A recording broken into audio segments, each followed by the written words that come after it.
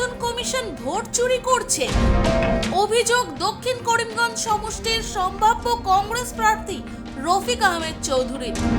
SR ইস্যুতে করিমগঞ্জ যুব কংগ্রেসের বিক্ষোভ, ভোট চোর গদি চোর স্লোগান, ডিসি অফিসের সামনে ধর্ণা। অসম রাজ্যের ভোটার তালিকার নিবিড় সংশোধন নিয়ে বিতর্ক চলাকালীন কংগ্রেস নেতা রফিক চৌধুরী সাংবাদিক সম্মেলনে ভারতের নির্বাচন কমিশনের বিরুদ্ধে ভোট চুরির মারাত্মক অভিযোগ আনলেন। আজ মঙ্গলবার করিমগঞ্জ ইন্দিরা ভবন চত্বরে তিনি বলেন, বিরোধীদের তদন্ত অনুযায়ী শাসক বিজেপির সুবিধা করে দিতে ইসি অর্থাৎ ইলেকশন কমিশন ব্যাপকভাবে ভোট চুরি করছে। রফিক চৌধুরী বলেন, তাদের তদন্তে যা উঠে এসেছে তা অ্যাটম বোমা। সেই বোমা যখন ফাটবে নির্বাচন কমিশন তখন মুখ লুকানোর জায়গা পাবে না। ভোটার তালিকার নিবিড় সংশোধনের বিরোধিতা এবং সে নিয়ে আলোচনার দাবিতে বিরোধীরা যখন অনড় ও দেশের সংসদ অচল, সেই সময় কংগ্রেস কর্মীদের এই দাবি বিরোধী আন্দোলনে এক অন্য মাত্রা এনে দিয়েছে।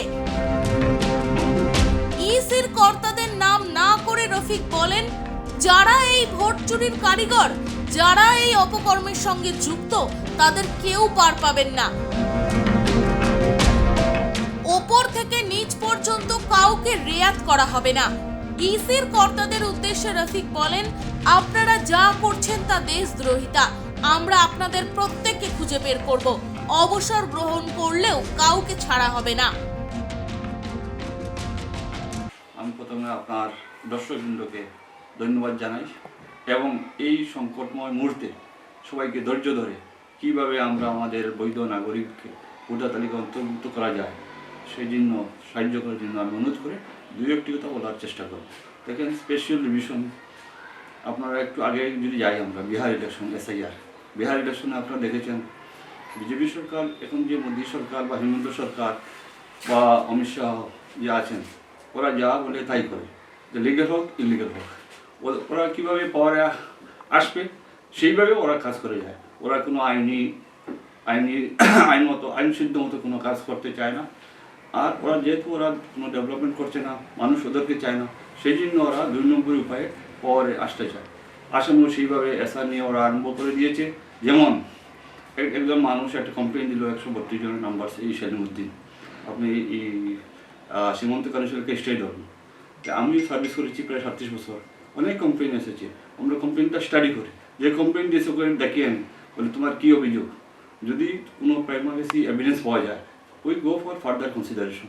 যেহেতু সেলিমউদ্দিন বলছে যে সে কমপ্লেন দেয় নাই, আর একজন মানুষ কীভাবে 132 জনের কমপ্লেন দেবে, সেহেতু একটু ভুয়া অভিযোগ, এটা ফার্দার কনসিডারেশন এইতে লাগে না।